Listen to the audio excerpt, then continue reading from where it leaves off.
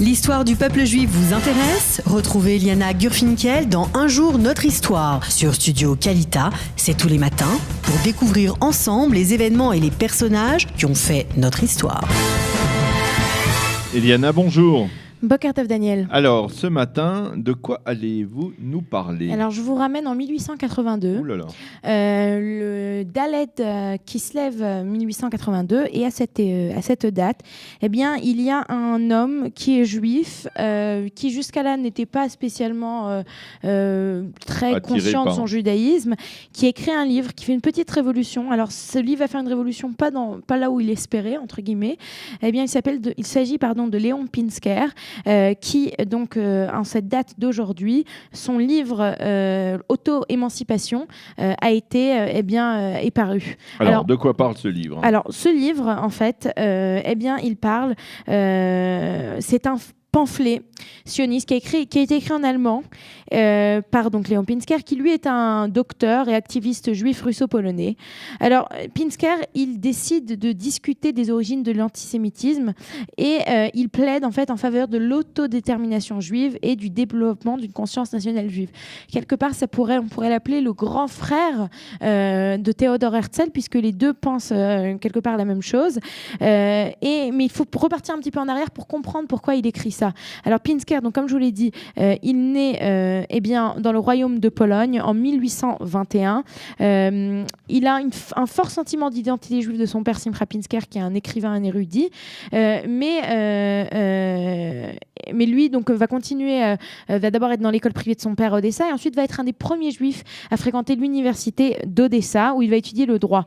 Mais il se rend compte que au final, il n'a pas la possibilité de devenir avocat puisqu'il y a des quotas très stricts sur les professionnels juifs. Et donc, c'est comme ça qu'il choisit la carrière d'un médecin. Il est juif quand même, avocat ou médecin, c'est ce qu'il a choisi. Sa mère devait être contente. Et lui, il est persuadé au départ que le problème juif, donc cette problématique, peut être résolue si les juifs avaient des droits égaux. On le rappelle, il ne peut pas enseigner et il ne peut pas, devenir avocat à cause de quotas. Donc, il est persuadé que si on supprime ces quotas, si les juifs et les non-juifs sont en fait la même chose, tout ira bien. Et donc, dans ses premières années, il est en faveur de la voie de l'assimilation. C'est pour ça qu'il va être aussi le fondateur d'un hebdomadaire juif en langue russe. Il se dit, ce qui est important, c'est de devenir comme nos confrères, les Russes.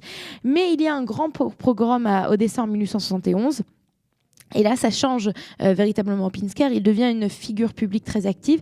Et en 1881, face à une vague encore plus importante d'hostilité anti-juive, dont, il faut le rappeler, la plupart étaient soutenues par l'État, ses idées changent radicalement. Il ne croit plus que l'humanisme l'humanisme et les Lumières, et le mouvement des Lumières vont vaincre l'antisémitisme. Au contraire. Et c'est ainsi qu'il organise en 1884 une conférence internationale de Ribat Tzion à Katowice, ça fait partie du royaume de Prusse. Donc c'est ainsi qu'il découvre en fait.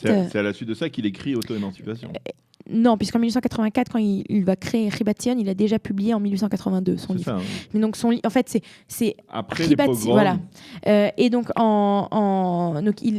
et ce qui est intéressant, c'est qu'en fait, c'est en Europe de l'Ouest, face à des personnalités qui sont des gens qui sont ce sont des intellectuels, des juifs intellectuels, qu'ils décident d'écrire en allemand et de publier en allemand cette brochure Autant Émancipation, en français dans le titre d'ailleurs.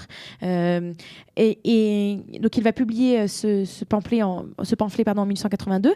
Et donc il invite le peuple juif à lutter pour l'indépendance et la conscience nationale. Mais il faut savoir que, au final, ce n'est pas l'Europe de l'Ouest, ce ne sont pas les juifs de l'Europe de l'Ouest qui vont réagir à ce livre. Ce sont plutôt les juifs de l'Europe de l'Est, eux qui vivent dans des situations plus difficiles, qui souffrent beaucoup plus. Et ce sont eux qui vont véritablement réagir. Et c'est ainsi qu'en 1884, on va avoir donc la création de Ribat Tzion, les Amants de Sion, qui est ce premier mouvement sioniste de retour à Sion. Alors il faut aussi rappeler que Pinsker va être, lui, ça va être la personne qui va préférer le terme judéophobie au terme antisémitisme, judéophobie voilà, judéophobie. Et tout simplement. Et en fait, il disait que la judéophobie était une psychose. Exactement, un trouble pathologique et une phobie irrationnelle. Pour lui, ce n'est pas quelque chose de...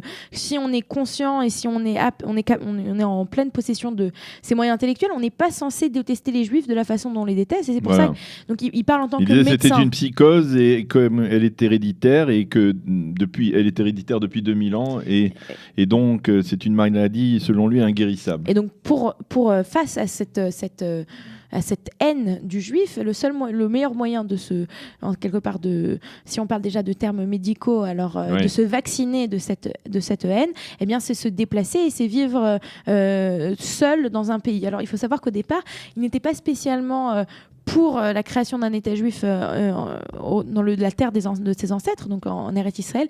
Il pensait à des colonies en Amérique du Nord ou d'autres endroits. Il faut savoir qu'à l'époque, c'était assez courant avec le baron de Hirsch qui a créé des colonies agricoles et en Amérique du Nord et en Amérique du Sud. Mais au final, son mouvement, ça a donné en fait un coup de punch, à la création de Ribat Tzion. Et il faut savoir qu'il est mort plutôt à Odessa en 1891. Et en 1934, on rapporte... Donc avant même le premier congrès sioniste. Voilà, donc très longtemps avant.